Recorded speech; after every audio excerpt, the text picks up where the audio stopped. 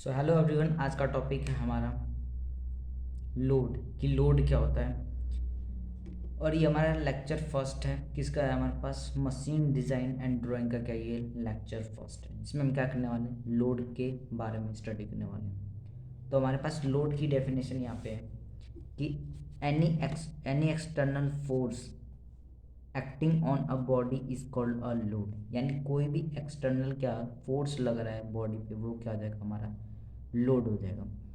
The unit of a load are same as that of force. In SI system, load is measured in Newton.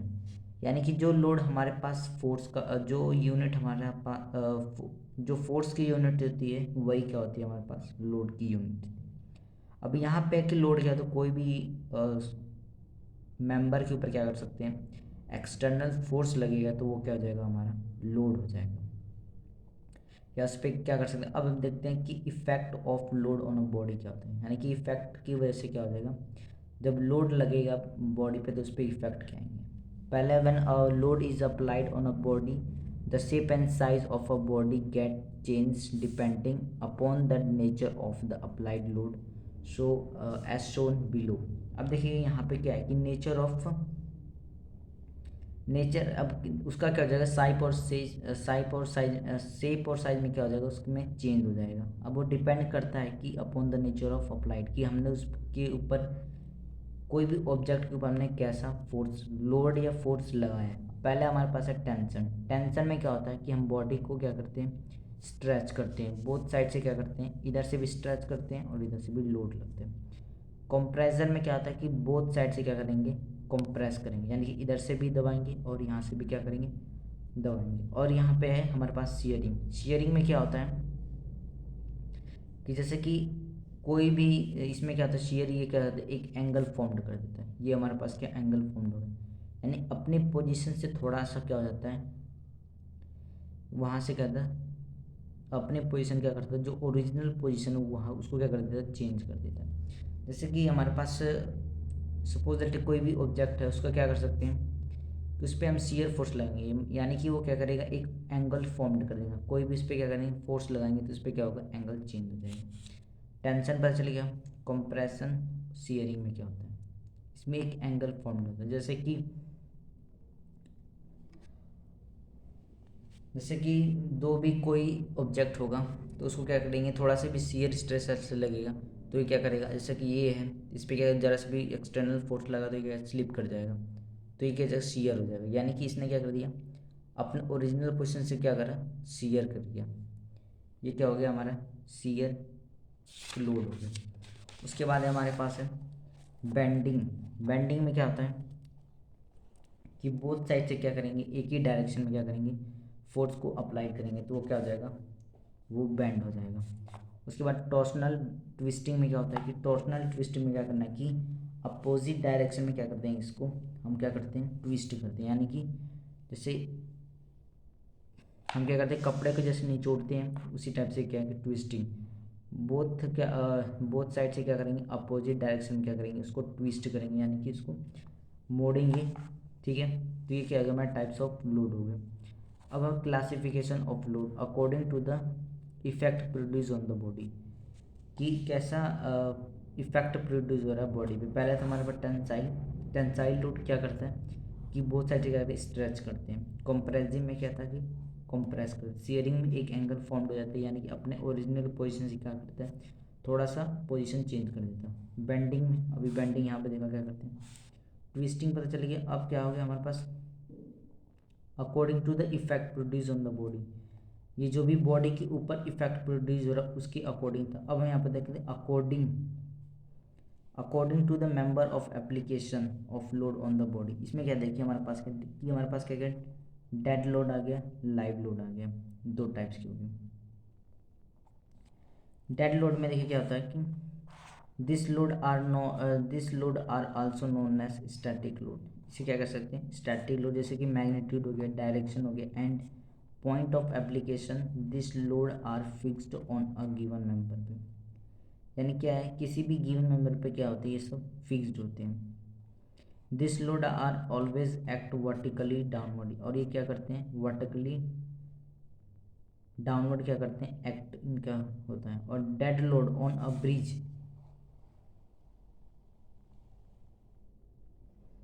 अब यहाँ पे आ गया हमारे पास क्या था, ये डेड लोड।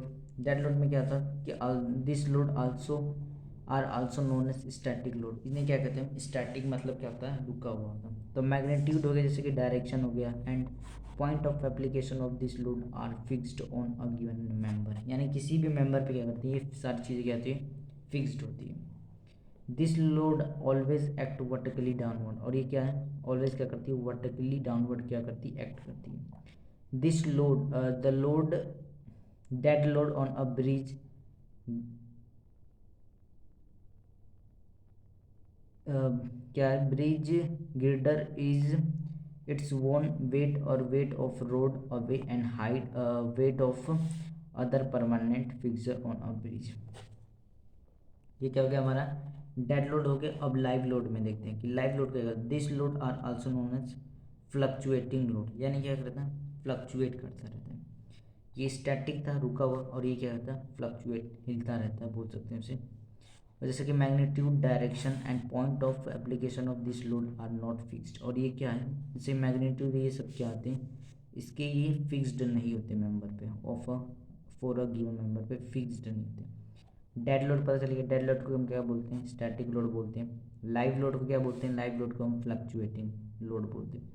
और ये जो क्या होते हैं, ये डायरेक्शन मैग्नीट्यूड में क्या होते हैं, ये सब फिक्स्ड होते हैं फॉर अ गिवन मेंबर के लिए, और यहाँ पे फिक्स्ड नहीं होते फॉर अ गिवन मेंबर के लिए। क्लासिफिकेशन ऑफ लोड हमने देखे कितने टाइप्स के थे, 5 टाइप की, इधर के 5 टाइप्स के हमारे पास लोड थे। उसके बाद according to the manner of application of load के बेस्ड में हमने देखे डेड लोड और लाइव लोड। इसको हम क्या कहते हैं, static, fluctuating load. These load are further classified as under the load which are always same in nature but different in magnitude. Example है हमारे पास weight of vehicle crossing over a bridge, यानी कि इसमें क्या है कि जो लोड क्या होता है, ऑलवेज सेम होता है नेचर में, बट क्या होता है, डिफरेंट इन मैग्नीट्यूड। मैग्नीट्यूड में क्या होता है, डिफरेंट। मैग्नीट्यूड बोलते हैं डिस्टेंस, डिस्टेंस में डिफरेंट होता है, और जो उसका वेट है, नेचर जो उसका क्या होता है, सेम होता है। जैसे vehicle, wait of vehicle crossing over a bridge, जब क्या करती है, व्हीकल क्रॉस करती है ब्रिज को, ये इसका एग्जांपल हो गया। Load which are applied with velocity, अब जो हम लोड लगा रहे हैं किसके साथ, वेलोसिटी, जैसे कि एग्जांपल हो गया hammer driving a pin, hammer driving a pin, हम ये करते हैं पिन के ऊपर क्या करते हैं, हैमर से चलाते हो, वो हो गया हमारे पास।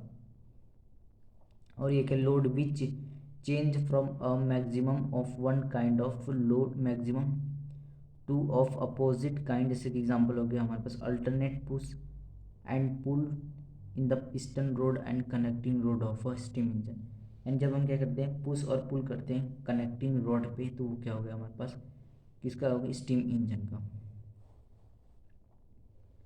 अब हमारे पास जो नेक्स्ट टॉपिक है, स्ट्रेस। स्ट्रेस क्या होता है, इसमें देखते हैं स्ट्रेस क्या चीज़ है।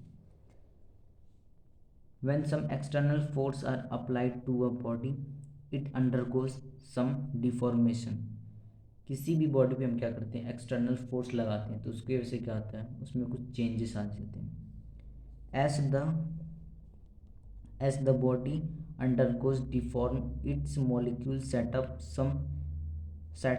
some internal resistance to deform। और जो उसके अंदर के मॉलिक्यूल्स, जो बॉडी के अंदर के जो मॉलिक्यूल्स होते हैं, वो क्या करते हैं, रेजिस्ट करते हैं, यानी कि डिफॉर्म होने से क्या करते हैं, चेंज करते हैं। This internal resistance per unit of deformation is known as stress। The magnitude of the internal resisting force is numerically equal to the applied force। इसमें देखिए क्या होता है कि जब भी हमारे पास कोई भी बॉडी के ऊपर हम क्या करते हैं, स्ट्रेस लगाते हैं, कोई भी हम एक्सटर्नल फोर्स लगाते हैं, तो उसकी वजह से क्या होता है कि बॉडी क्या करती है, उस रेजिस्टेंस को रोकती है, डिफॉर्म होने से क्या करती है, चेंज करता है, तो वो क्या हो जाएगा हमारा वो क्या कहलाएगा, हमारा स्ट्रेस कहलाएगा। सिंपल वे में क्या बता रखा है, वी कैन डिफाइन, और भी इसको जिसकी नेक्स्ट डेफिनेशन वो क्या है कि we can define the stress as the internal resistance. क्या ये इंटरनल रेजिस्टेंस है पर यूनिट एरिया ऑफ क्रॉस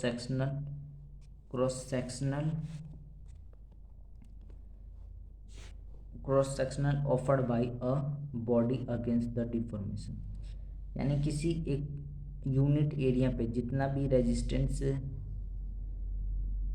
लगता है, मतलब एक यूनिट एरिया पे जितना भी हमारे पास जो unit area of cross sectional है उसके ऊपर जितना भी इंटरनल क्या होता है एक्सटर्नल फोर्स लगता है, तो जितना भी वो क्या करता है रेजिस्ट करता है, उसे रोकता है डिफॉर्म होने से, वो क्या कहलाता है हमारा स्ट्रेस कहलाता है। स्ट्रेस का हमारे पास फॉर्मूला है कि इसको हम क्या करते हैं सिग्मा से रिप्रेजेंट करते हैं, और पी क्या हमारा लोड है और ए हमारा एरिया, यानी कि sigma equal to P upon A क्या हो गया हमारे स्ट्रेस का formula. Stress induce in the body, और पी क्या लोड और force acting on the body, A क्या है cross sectional area of the body. Okay, और इसकी हमारे पास एसआई यूनिट है। In SI system stress is expressed in newton per metre square, newton per mm square, और यहाँ पे बोल सकते हैं kilo newton per metre square. ये क्या है इसकी एसआई यूनिट है, और is also known as pascal. इसको क्या इसकी यूनिट क्या है पास्कल हो गया, न्यूटन पर मीटर स्क्वायर हो गया, न्यूटन पर मिलीमीटर स्क्वायर हो गया, और ये क्या है kilo newton per metre square, और क्या बोल सकते हैं न्यूटन पर मीटर स्क्वायर को क्या बोल सकते हैं पास्कल भी बोल सकते हैं, न्यूटन पर मीटर स्क्वायर क्या बोल सकते हैं पास्कल भी बोल सकते हैं।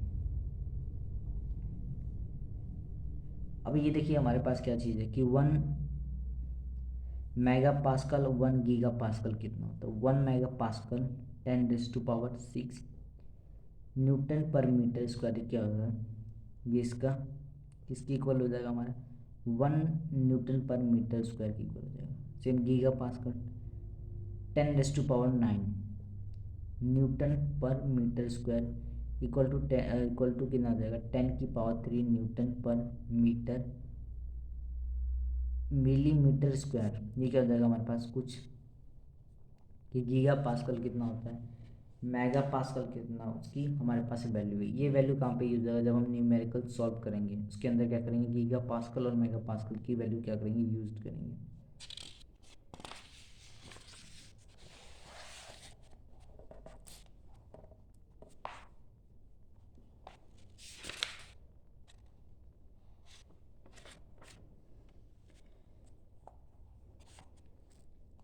है अब हमारे पास कितना हमने स्ट्रेस देख लिया क्या होता है कि स्ट्रेस क्या होता है कोई भी बॉडी के ऊपर हम एक्सटर्नल फोर्स लगाते हैं उसकी वजह से क्या होता है जो भी डिफॉर्मेशन होता है इसके अंदर साइज और सेज में चेंज होता है उसको रोकता है, वो क्या हो जाएगा हमारा स्ट्रेस। अब टाइप ऑफ स्ट्रेस कैसे कि stress can be classified into 2 category में direct stress shear stress. Direct stress में क्या था when a force is applied perpendicular to the cross sectional of the member the stress induced is known as direct stress। इसमें क्या करते हैं कि हम क्या करते हैं कोई भी मेंबर के ऊपर या बॉडी के ऊपर क्या करते हैं परपेंडिकुलर फोर्स लगाते हैं। वो जो हमारे पास क्रॉस सेक्शनल एरिया उसके हम परपेंडिकुलर जब फोर्स लगाते हैं तो वो क्या हो जाएगा हमारा डायरेक्ट स्ट्रेस। शियर स्ट्रेस में देखते हैं जैसे कि हमारे पास ये है कि एक हमारे पास ये क्रॉस सेक्शनल एरिया उसके परपेंडिकुलर क्या कर रहे हैं फोर्स लगा रहे हैं, तो ये क्या हो जाएगा हमारे पास डायरेक्ट स्ट्रेस हो जाएगा। उसके बाद हमारे पास है टेंसाइल। डायरेक्ट स्ट्रेस के भी कितने हमारे पास कि डायरेक्ट स्ट्रेस के हमारे पास क्या डायरेक्ट स्ट्रेस जो परपेंडिकुलर लगता है अब उसके भी हमारे पास कुछ पार्ट्स जैसे कि पहला हमारे पास है टेंसाइल स्ट्रेस हो गया और दूसरा कॉम्प्रेसिव में देखिए when an axial pull is applied on the cross sectional area of a body stress induced is known as tensile stress। the effect of a tensile stress is increase the length of body। यानी जब हम क्या कहते हैं perpendicular लगाएंगे किसी भी member पे परपेंडिकुलर के यहाँ पे क्या है एक्सियल फोर्स लगा रहे हैं, एक्सियली क्या करें हम उसे क्या करेंगे पुल करेंगे, तो उसमें क्या होगा क्रॉस सेक्शनल एरिया जो उसका क्या हो जाएगा क्रॉस सेक्शनल एरिया जो इसका इंक्रीज होने लग जाएगा। यानी क्यों? क्योंकि हम क्या कर रहे हैं, इसके हम क्या कर रहे हैं, इसको हम पुल कर रहे हैं। और सिमिलरली क्या है कि टेंसाइल स्ट्रेस में क्या करते हैं कि हम एक्सियली क्या करते हैं, चीज़ों क्या करते हैं, हम पुल करते हैं। और कंप्रेसिव में क्या करते हैं, हम चीज़ों क्या करते हैं, एक्सियली क्या करेंगे, प्रेस पुश करेंगे। तो when an axial push is applied on a cross sectional area, अब हम क्या करेंगे कि क्रॉस सेक्शनल एरिया पे क्या करेंगे कि हम पुल करेंगे। तो क्या हो सकता है, the stress induce is known as compressive. और जो इसमें स्ट्रेस इंड्यूस हो जाएगा उसको क्या बोलेंगे हम, compressive stress. The effect of compression stress decrease the length of the body. और इसकी वजह से क्या होगा, इसमें इसकी जो लेंथ है वो कम हो जाएगी। इसमें क्या हो रहा था हमारे पास, ये तो टेंसाइल का हो गया।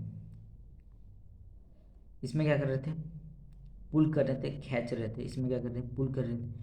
तो इसकी बॉडी में क्या हो रहा था, जब हम क्या कर रहे थे, जब हम पुल कर रहे थे तो इसमें क्या होगी, इसकी लेंथ में इंक्रीज होने लग जाएगी।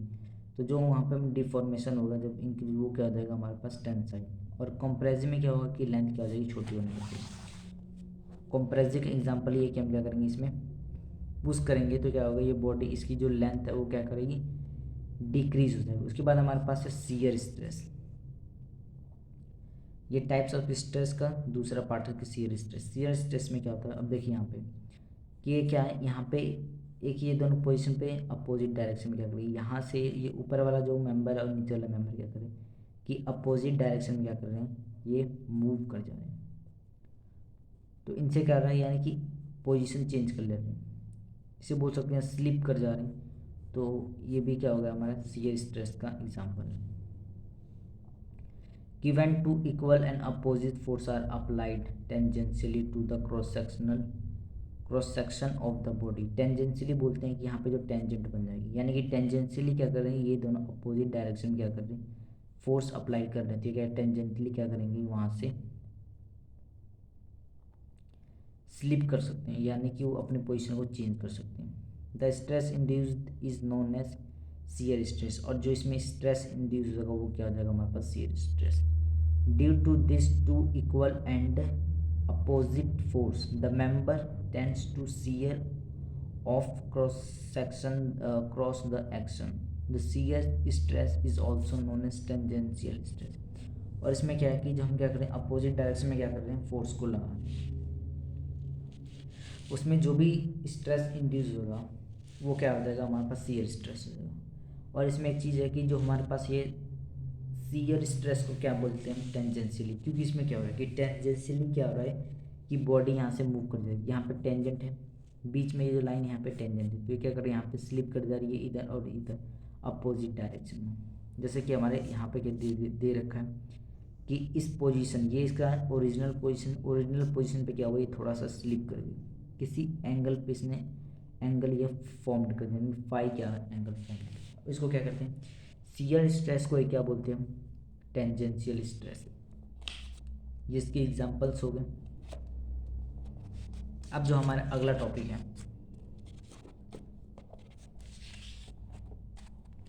कि अब स्ट्रेन क्या होता है। स्ट्रेन क्या होता है, अब देखते हैं इसमें कि S already mentioned whenever a single force act on a body it undergoes some deformation. This deformation per unit length is known as strain.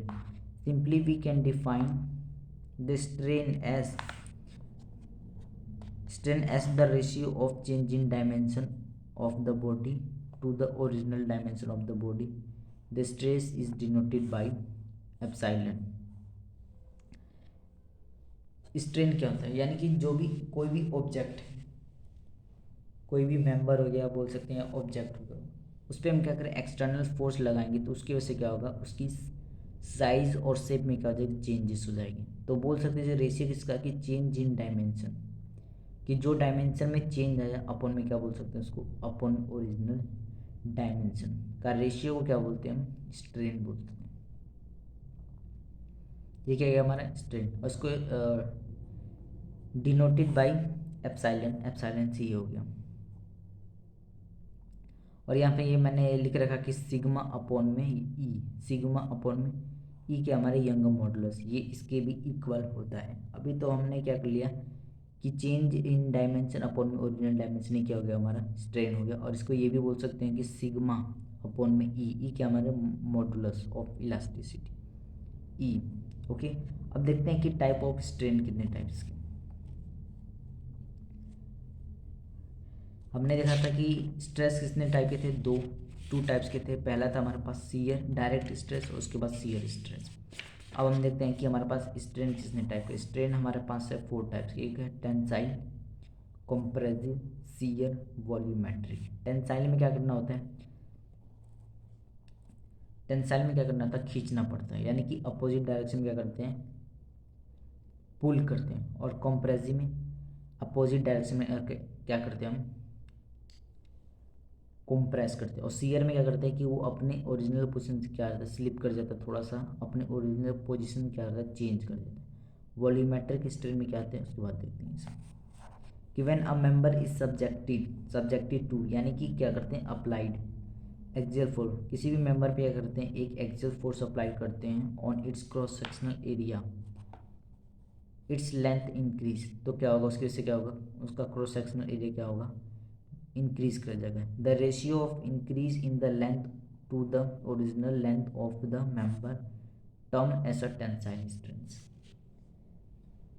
ये किसका किसका रेशियो है कि increase in length upon original length, ये क्या हो जाएगा हमारा टेंसाइल स्ट्रेन हो जाएगा। टेंसाइल में क्या करेंगे, चीज़ों क्या करेंगे, हम पुल करेंगे, लेकिन क्या हो जाएगा, उसको हम ऐसे भी लिख सकते हैं कि डेल्टा एल अपॉन में एल, कि यानी कि लेंथ में क्या हुआ, छोटा सा चेंज हुआ और नीचे हमारा ओरिजिनल लेंथ जो चेंज हुआ इसको डेल्टा एल से रिप्रेजेंट कर दिया, और जो हमारा ओरिजिनल लेंथ उसको एल से कॉम्प्रेसिव में क्या होगा, कॉम्प्रेसिव में चीज़ें क्या करेंगी, हम पुश करेंगे। तो when a member is subjected to apply to axial push on its cross sectional area, its length क्या होगी, डिक्रीज होगी। इसमें क्या होगी, लेंथ क्या होगी, डिक्रीज हो जाएगा, इसमें इंक्रीज हो जाएगी। तो इसको हम लिख सकते हैं कि डिक्रीज इन लेंथ अपॉन में क्या लिख सकते हैं हम, डिक्रीज इन लेंथ अपॉन में ओरिजिनल लेंथ लिख सकते हैं, यानी कि डेल्टा एल अपॉन में एल को हम लिख सकते हैं कि यह सिग्मा से रिप्रेजेंट होता है, जितने भी स्ट्रेन है कितने सिग्मा से रिप्रेजेंट। उसके बाद सीयर में क्या हो जाएगा, when a body is subjected to equal and opposite parallel force are in same line, opposite and equal क्या कर रहे हैं कि कोई भी हम क्या कर रहे हैं, अप्लाइड कर रहे हैं कि कोई भी फोर्स अप्लाइड कर रहे हैं, equal and opposite parallel force क्या होना चाहिए, वो पैरेलल होना चाहिए, इन सेम लाइन में क्या होना चाहिए, सेम लाइन में। It tends to shear off cross the resistance action section, as a result the member distortion. उसके बाद में जैसे कि ये हमारे पास एग्जांपल है कि ये इसका ओरिजिनल पोजीशन क्या हुआ, ये थोड़ा सा क्या हुआ, अपने पोजीशन को एक बार चेंज कर दिया। चेंज करने से क्या हुआ कि इसका ओरिजिनल पोजीशन से और यहाँ पे क्या जो हमारे पास जो नया पोजीशन है उसके बीच में क्या हमारा एंगल फॉर्म होता है, जिसको हम फाई से रिप्रेजेंट करेंगे। वॉल्यूमेट्रिक स्ट्रेन में क्या होता है, वॉल्यूमेट्रिक स्ट्रेन में the ratio between the change in volume and the original volume member, यानी कि जो भी चेंज इन वॉल्यूम में आया अपॉन में ओरिजिनल वॉल्यूम में, वो क्या हो जाएगा हमारे पास वॉल्यूमेट्रिक स्ट्रेन हो जाएगा। ये क्या हो जाएगा हमारा चेंज इन वॉल्यूम अपॉन में ओरिजिनल वॉल्यूम, ये क्या हो जाएगा हमारे पास स्ट्रेन, इसको हम रिप्रेजेंट डेल्टा वी अपॉन में वी से क्या हो जाएगा, ये इसका फॉर्मूला होता है।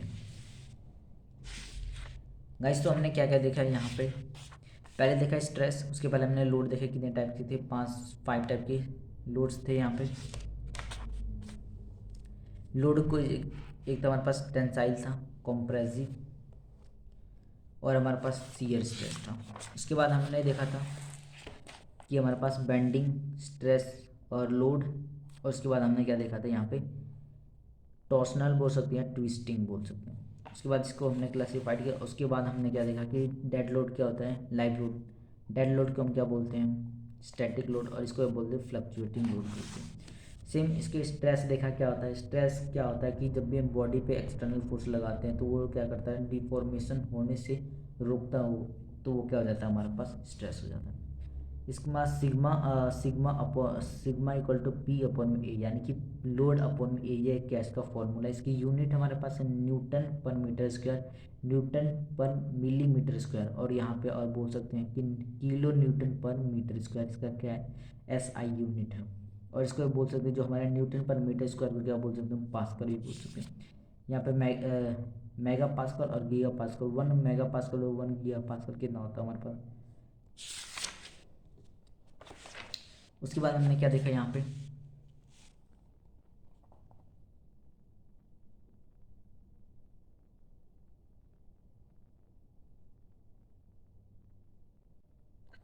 कि कितने टाइप्स के, 2 टाइप्स के था, डायरेक्ट स्ट्रेस और शियर स्ट्रेस, इसके बारे में देख लिए।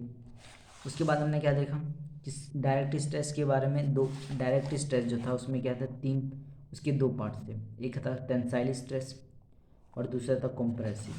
उसके बाद शियर में कितना था हमारे पास, शियर स्ट्रेस में क्या हो गया हमारे पास, कितने पार्ट आ गए इसमें, शियर के कोई पार्ट नहीं था, सिर्फ किसके पार्ट थे, डायरेक्ट स्ट्रेस के 2 पार्ट थे, शियर के एक भी पार्ट नहीं। अब उसके बाद हमने क्या, स्ट्रेन कि चेंज इन डायमेंशन अपॉन में ओरिजिनल डायमेंशन, ये क्या हो जाएगा हमारे स्ट्रेन, इसको रिप्रेजेंट करते हैं एप्साइलन से। उसके बाद हमने देखा टाइप्स कितने होते हैं, टेंसाइल हो गया, कॉम्प्रेसिव हो गया, टेंसाइल हो गया, कॉम्प्रेसिव हो गया, शियर हो गया, वॉल्यूमेट्रिक, ये क्या हो गया, स्ट्रेन के टाइप्स हो गए। उसके बाद हमारे पास है हुक्स लॉ। क्या होता है हुक्स लॉ, क्या है कि हुक्स लॉ क्या होता है, in 1676 Robert Hooke discovered experimentally a basic law in elastic. This law states when a member is loaded within limit of proportionality, the strain is directly proportional to stress produced by the proportional to stress produced by stress। यानी कि इसमें क्या करते हैं, जो strain होता है, strain पता है कि चेंज अपॉन में वॉल्यूम, और चेंज इन डायमेंशन अपॉन में ओरिजिनल डायमेंशन, और स्ट्रेस क्या होता है, डिफॉर्मेशन होने से रोकता है। यानी कि जो भी हमारा स्ट्रेन है उसके डायरेक्टली प्रोपोर्शनल हो जाएगा स्ट्रेस के, तो वो क्या हो जाता है हमारा, वो हो जाता है हमारे पास हुक्स लॉ कहलाता है। With in the limit of proportionality, यानी कि विद इन किसके तहत होना चाहिए, लिमिट ऑफ प्रोपोर्शनलिटी के तहत होना चाहिए, तब क्या हो जाएगा ये हमारा हुक्स लॉ। इसमें क्या करता है कि strain is directly proportional to stress. उसके बाद करें इलास्टिक कांस्टेंट, क्या होता है इलास्टिक कांस्टेंट। इलास्टिक कांस्टेंट में क्या है कि पहला हमारे पास है कि मॉडुलस ऑफ इलास्टिसिटी, या इलास्टिक कांस्टेंट मतलब कोई भी इलास्टिक रबड़, जैसे सपोज दैट हमारे पास कोई रबड़ है, उसमें क्या करेंगे कि इलास्टिक कांस्टेंट, यानी कि अब क्या होगा, जो इसमें इलास्टिसिटी है स्ट्रेच होने की, अब वो क्या हो जाएगा, कांस्टेंट हो जाएगा। यानी कि उसको जितना भी स्ट्रेच करेंगे वो एक ही, जितना भी स्ट्रेच करेंगे उसमें उतना ही इलास्टिसिटी होगी, उससे ज़्यादा अब क्या होगा कि उसमें इलास्टिक नहीं आ सकता, और जितना स्ट्रेच कर दे उससे ज़्यादा और इलास्टिक उसमें प्रोड्यूस नहीं, वो कांस्टेंट हो जाएगा। यानी कि अब उसको जितना भी स्ट्रेच करेंगे तो उसमें और भी इलास्टिक फॉर्म नहीं हो पाएगा। तो उसके हमारे पास पहला पार्ट है हमारे पास कि मॉडुलस ऑफ इलास्टिसिटी, और बोल सकते हैं यंग मॉडुलस, कि it may be defined as the ratio of tensile stress tensile stress and the tensile strength, और बोल सकते हैं कि ratio of compressive stress and compressive strength, it is denoted by E. Young modulus को E से represent करते हैं। ये किसका रेशियो, टेंसाइल स्ट्रेस अपॉन में टेंसाइल स्ट्रेन, या बोल सकते हैं कंप्रेसिव स्ट्रेस अपॉन में कंप्रेसिव स्ट्रेन। ये क्या हो गया हमारा यंग मॉडुलस का फॉर्मूला हो गया। ई से हम क्या करते हैं, इसको रिप्रेजेंट करते हैं। Young modulus has the same unit as that of stress, जैसे कि इसमें जो स्ट्रेस की यूनिट थी, स्ट्रेस की भी यूनिट, और ये क्या है यंग मॉडुलस की यूनिट क्या है, सेम है, कि Newton per metre square, newton per metre millimetre square, और यहाँ पे पास्कल भी बोल सकते हैं। For many common engineering materials, the modulus of elasticity is in comparison is very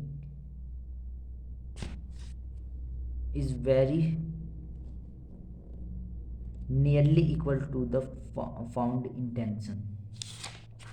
देखिए इसमें क्या कह रहे हैं, हमारा क्या होगा कि जो हमारे पास टेंसाइल स्ट्रेस अपॉन में tensile strain, tensile stress upon में क्या हो गया हमारे पास टेंसाइल स्ट्रेन, क्या हो गया यंग मॉडुलस हो गया, यंग मॉडुलस ऑफ इलास्टिसिटी, या बोल सकते हैं यंग, ये मॉडुलस ऑफ इलास्टिसिटी बोल सकते हैं या तो यंग मॉडुलस बोल सकते हैं। कंप्रेसिव स्ट्रेस अपन में कंप्रेसिव स्ट्रेन क्या हो गया यंग मॉडुलस हो गया। उसके बाद हमारे पास कि मॉडुलस ऑफ रिजिडिटी क्या होता है, और या बोल सकते हैं इसको सीयर मॉडुलस क्या होता है, the ratio of shear stress and shear strain known as modulus of rigidity, और बोल सकते हैं shear strain. Modulus of rigidity पिछले में हमने क्या देखा कि मॉडुलस ऑफ इलास्टिसिटी, अब इसमें क्या है मॉडुलस ऑफ इलास्टिसिटी पिछले वाले में था, पहला था, दूसरा क्या मॉडुलस ऑफ रिजिडिटी या बोल सकते हैं सीयर, इसका सीयर स्ट्रेस अपॉन में सीयर स्ट्रेन, सीयर स्ट्रेस का रेशियो है अपॉन में सीयर स्ट्रेन का रेशियो, क्या हो जाएगा हमारे पास modulus of rigidity. Bulk modulus क्या है कि when a body is subjected to, यानी अप्लाइड करते हैं 3 mutual perpendicular normal stress of equal tangentially, the ratio of normal stress into the corresponding volume strain is known as bulk modulus. यानी कि जब भी क्या होता है कि किसका रेशियो है कि normal stress upon volumetric strain क्या हो गया हमारे पास बल्क मॉडुलस, किससे रिप्रेजेंट करते हैं के से, और यहाँ पे मॉडुलस ऑफ रिजिडिटी को हम किससे रिप्रेजेंट कर रहे थे जी से, और वहाँ पे था मॉडुलस ऑफ इलास्टिसिटी को हम ई से रिप्रेजेंट कर रहे हैं।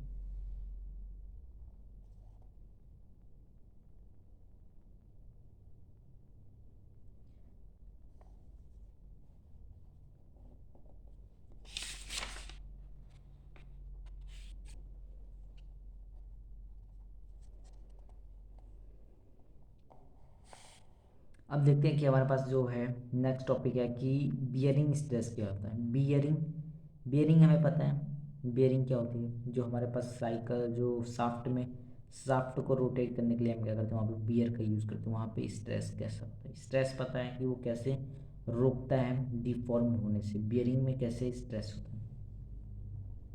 The compressive stress at the surface of contact between the two member of a machine part are relatively or at rest is known as bearing stress।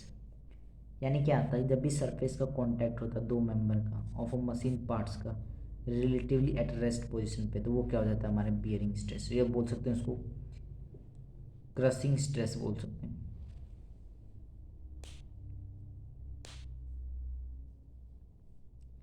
क्या होता है जब भी दो सरफेस के ऊपर क्या लगता है हमारा कॉम्प्रेसिव स्ट्रेस लगता है, दो सरफेस के अंदर क्या कॉम्प्रेसिव स्ट्रेस की वजह से जो भी हमारा सरफेस में कांटेक्ट हो जाता है दो मशीन पार्ट के बीच में, वो जो क्या होता है रिलेटिवली एट रेस्ट पे होता है, जो क्या होता है रेस्ट पे होता है, उसे क्या कह सकते हैं बियरिंग स्ट्रेस बोल सकते हैं crushing stress. Bearing stress consider in the design to riveted joint knuckle joint, और ये कहाँ पे हमारे पास कंसिडर किया जाता है इन the design of riveted joint में कंसिडर किया जाता है, और हमारे नकल जॉइंट में। उसके बाद ये क्या हमारे पास यहाँ पे पिक्चर के थ्रू हमें यहाँ पे एक्सप्लेन कर रखा है कि bearing stress in a riveted joint में कैसे होता है, क्या sigma equal to P upon में डी एम, यहाँ पे क्या है डी क्या डायमीटर ऑफ है रिविट है, और टी क्या है यहाँ पे थिकनेस ऑफ प्लेट, और टी टी प्रोजेक्टेड एरिया, और एन क्या नंबर ऑफ रिविटेड पर pitch length in the crush और बियरिंग। ये क्या हो गया हमारे पास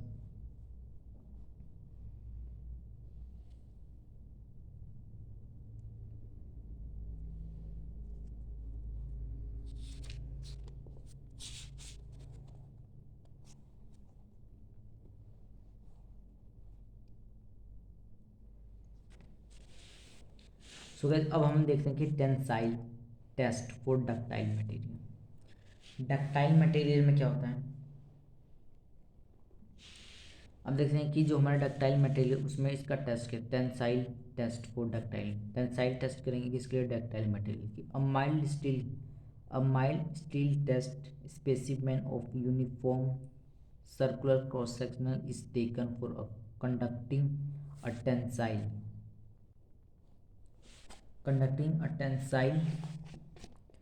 test, the 2 point called gauge। ये क्या हमारा गेज हो गया, गेज लेंथ ये हो गया हमारे पास गेज लेंथ। उसके बाद क्या रहा है गेज पॉइंट, ये हमारा गेज पॉइंट हो गया, gauge length, gauge point, gauge point, ये हमारे पास गेज पॉइंट, ये हमारे पास गेज, यहाँ से लेकर यहाँ तक हमारा गेज लेंथ हो गया। Are marked on a central position, central position में हमने मार्क कर रखा है। The original distance between this point as called gauge length of specimen. और जो ओरिजिनल लेंथ यहाँ से लेकर यहाँ तक, यहाँ से लेकर यहाँ तक उसको क्या बोलेंगे, gauge length of the specimen. The specimen is gripped between the low of testing machine. उसके बाद क्या करते हैं, इसको लो ऑफ टेस्टिंग मशीन क्या करते हैं, ग्रिप कर देते हैं मशीन के अंदर, जो क्या करती है टेस्टिंग मशीन के अंदर इसको क्या कर देते हैं, फंसा देते। उसके बाद when a tensile force is applied on the specimen the elongation of the gauge length is recorded by the extensometer during the initial stage when there is a small change in the length. इसको क्या करते हैं कि इसको क्या करते हैं हम अपने मशीन के अंदर क्या कर देते हैं, फिट कर देते हैं। जो हमारे स्पेसिमेन इसको क्या करते हैं मशीन के अंदर फिट कर देते हैं, टेस्टिंग मशीन के अंदर फिट कर देते हैं। उसके बाद जो भी स्पेसिमेन में क्या होता है हमारे पास इलोंगेशन होता है वो उसको रिकॉर्ड किया जाता है। इलोंगेशन ऑफ द लेंथ, जो भी इलोंगेशन होता है यानी कि लंबा जो भी बड़ा होने लग जाता है इसका गेज लेंथ को, उसको क्या रिकॉर्ड किया जाता है बाई एक्सटेंसोमीटर से। उसके बाद क्या करता था, इसको बताया जाता है कि ये क्या, उसके बाद क्या ड्यूरिंग द इनिशियल स्टेज से और last stage when there is a small change in length. और उसके बाद में जो भी चेंज होता था उसको रिकॉर्ड करके क्या बता सकता है वो टेस्टिंग मशीन के अंदर। After this stage the vernier scale on the machine is use to measure the extension. उसके बाद क्या करते हैं, वर्नियर स्केल का यूज़ करके क्या करते हैं हम अपने एक्सटेंशन जो भी है इसके अंदर एक्सटेंशन उसको मेजर करते हैं। यहाँ पे क्या है कि यहाँ से लेकर यहाँ क्या है गेज लेंथ है, और पूरा क्या हमारा लेंथ ऑफ गेज लेंथ, ये हमारा गेज लेंथ हो गया और ये हमारा गेज पॉइंट हो गया। if the applied force and the extension in a gauge length are observed simultaneously, a graph can be plotted between the two. The graph is drawn between the force and the extension are between the strain and stress। यानी कि अब क्या करने वाले, जो हमारे पास ये tensile stress है, तो टेंसाइल टेस्ट हमने किया डक्टाइल मटेरियल के बारे में कि ये कितना मटेरियल को इलोंगेट कर रहा है, उसके जो भी हमारा लेंथ में चेंजेस सारे उसको एक्सटेंसोमीटर से क्या कर रहे हैं रिकॉर्ड कर रहे हैं। अब हम क्या करने वाले हैं कि इसका जो हमारे पास एक ग्राफ है, ग्राफ यहाँ पे हमारे अगले पेज में क्या है, ये जो ग्राफ है किसके लिए, डक्टाइल मटेरियल के स्ट्रेन और स्ट्रेस और स्ट्रेन का ग्राफ हम देखने वाले हैं नेक्स्ट लेक्चर में। सो गाइस इस वीडियो में हमने क्या कर लिया, अब हम क्या करेंगे अगली वीडियो में क्या करेंगे कि यहाँ पे जो हमारे पास ये जो टेंसाइल स्ट्रेस के लिए हमने टेस्ट करा है डक्टाइल मटेरियल के, जो हमने क्या करा टेंसाइल टेस्ट लिया है, इसको क्या करने वाले ग्राफ के थ्रू हम क्या करने स्टडी करने वाले। सो गाइस इस वीडियो में इतना ही, थैंक यू सो मच।